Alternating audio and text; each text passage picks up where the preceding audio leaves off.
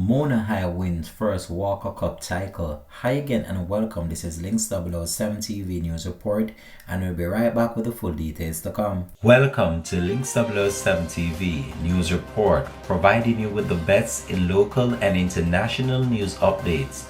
This is a place where you can get the most reliable and informative news information. Links 007 TV News Report. Welcome back and thanks for joining us. This is Links 007 TV News Report.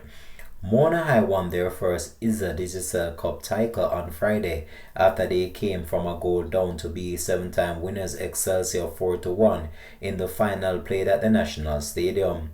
Kishan Garden scored a second half double to lead last year's season's first time Manning Cup champion past an Excelsior team. Marley Williams gave Excelsior the lead in the 12th minute, and they look set to take away the game from Mona High as they created a number of good chances. Carlton Brown, however, equalized for Mona in the 34th minute as the team went into the halftime break leveling 1-1. It was all Mona High in the second half as Garden gave them the lead in the 52nd minute.